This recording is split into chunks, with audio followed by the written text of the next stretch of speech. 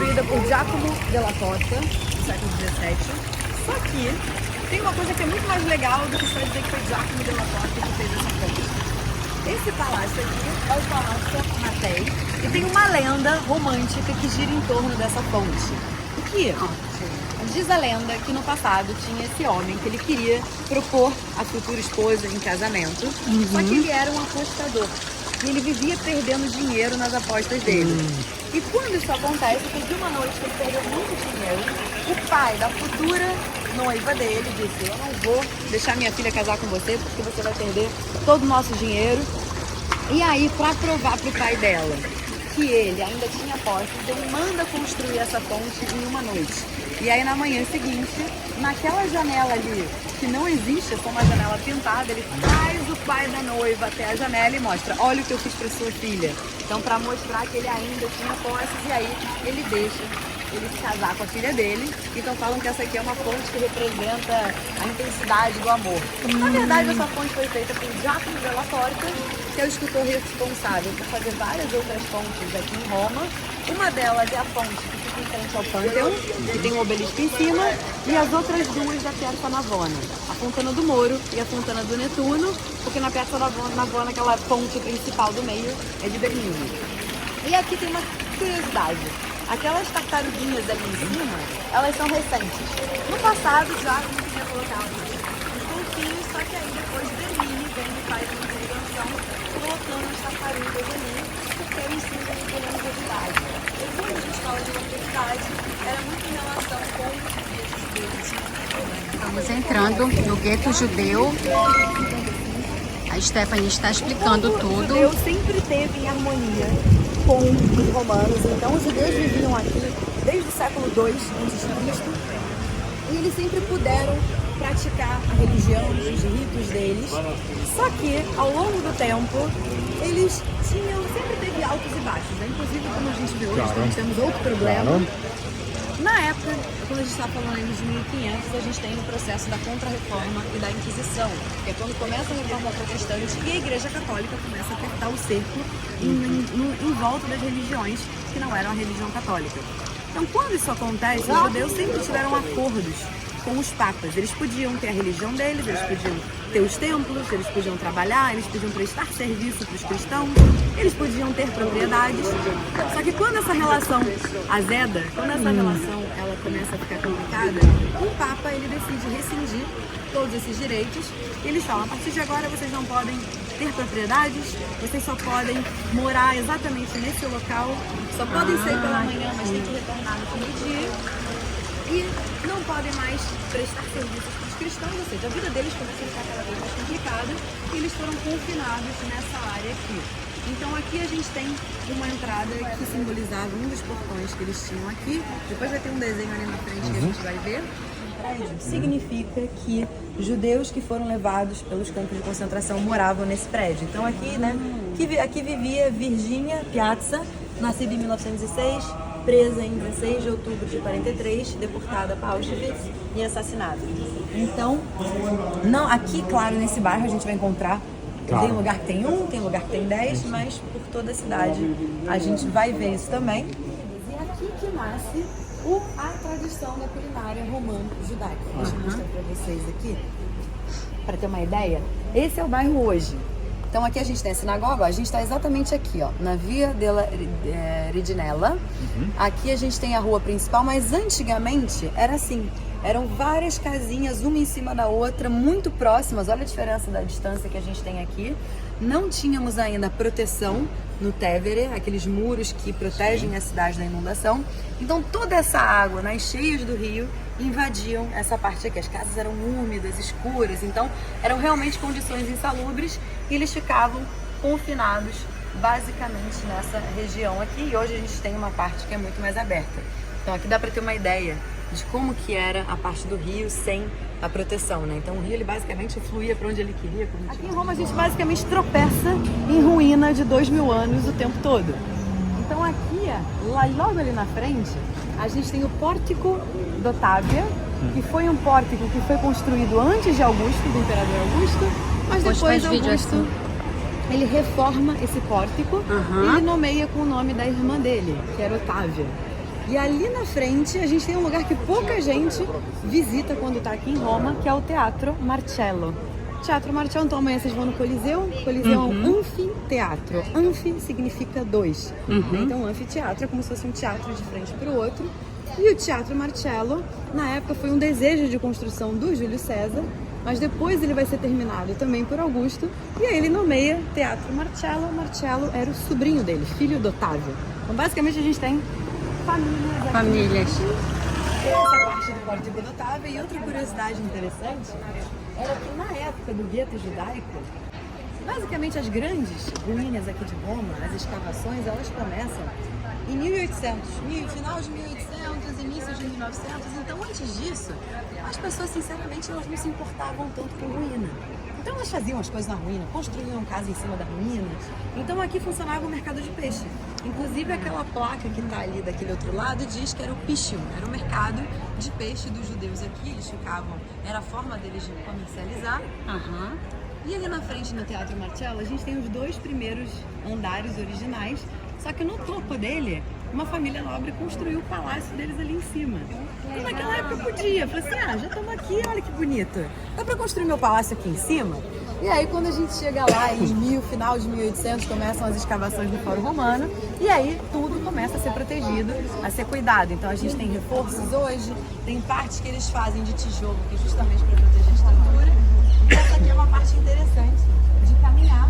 E esse aqui é o Largo 16 de outubro de 1943. Cinque Scole, que basicamente eles colocaram 5 sinagogas dentro de um único edifício. Já que eles podiam só ter uma, eles fizeram 5 em um.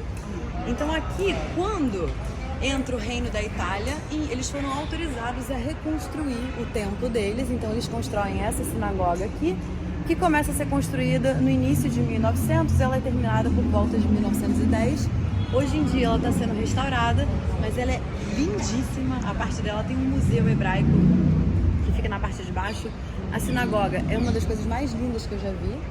E aqui aconteceu há algum tempo atrás também. Aqui teve um ataque terrorista em 1982. Então, mais de 40 judeus foram feridos, 2 pessoas foram assassinadas, incluindo um menininho de 2 anos. Tem aqui uma homenagem a ele. Então aqui, vítima do terrorismo, ele só tinha 2 anos de idade. Ou seja, ele nasceu em 1980. Então o que aconteceu? Eles estavam celebrando, era um feriado. Eles estavam celebrando aqui, na hora que eles saem, tinha um atirador daquele lado, outro atirador ali.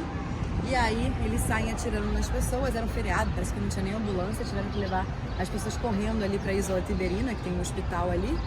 E aí o que acontece? Depois disso, por isso que a gente tem proteção aqui 24 horas. A gente tem carabinieri aqui, ali tem vários carros da polícia, tem outro ali. Agora eles reforçaram mais ainda. Então essa parte aqui, eles ainda fazem todas as celebrações deles. Então essa é uma parte muito simbólica. Campo das Flores. Quando vocês forem passear pela Piazza Navona, a Piazza Navona ela foi construída para ser a sala de estar aqui de Roma. E antigamente o mercado ficava na Piazza Navona. Lá em 1600, 1500, 1600, quando o Papa decide embelezar a Piazza Navona, ele transfere esse mercado para cá. De fato, era um campo de flores aqui. Tinha peixe, carne, verdura, vegetal. Então a ideia do mercado do Campo de Fiore, ela se preserva até hoje. A única coisa é que basicamente hoje é um mercado de souvenir, pega turista. Então eu sempre falo para as pessoas, nunca comprei massa, limoncello, tartufo, nada do gênero aqui, porque imagina Fica a dica. Fica assando no sol. Agora tá frio, mas isso aqui no verão, fica o coitado do azeite do tartufo, do aceite balsâmico, cozinhando no sol. Pior que a pessoa vem assim, vê, nossa, é típico e tal, qual. Aí tem limoncello com garrafa de formato duvidoso, umas coisas meio obscenas e tudo mais, e o pessoal adora. Então aqui é legal sim passear, conhecer, tem várias barracas de verdura aqui, mas essa parte aqui, de jeito nenhum. Perfeito. Agora fruta, verdura, é a turma que tá aqui há muitos anos, várias décadas. Ó, esse aqui tem até o talha puntarella. Ah, é mesmo, olha ali. Acho que a gente É tem uma aqui em loucura. casa, não? É uma loucura.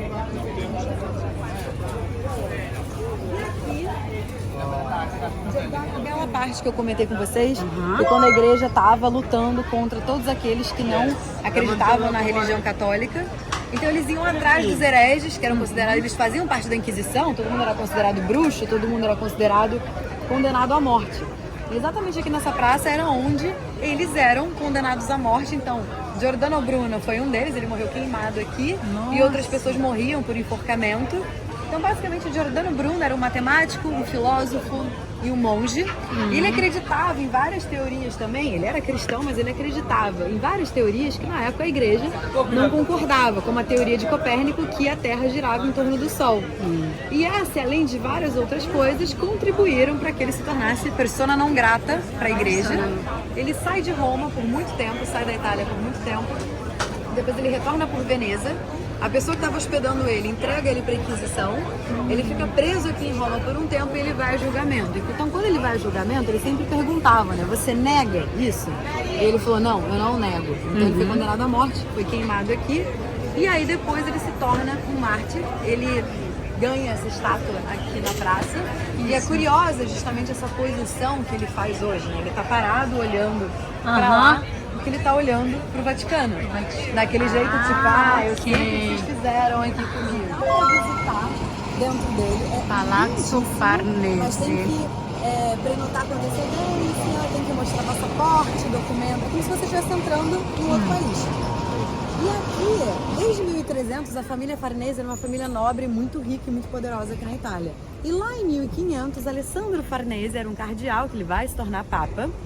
E aqui é interessante, né? Porque ali no Campo dei Fiori, a gente tinha a Inquisição, a Contra-Reforma. E aqui do lado estava o Papa ali, controlando tudo de perto, mostrando o poder da igreja.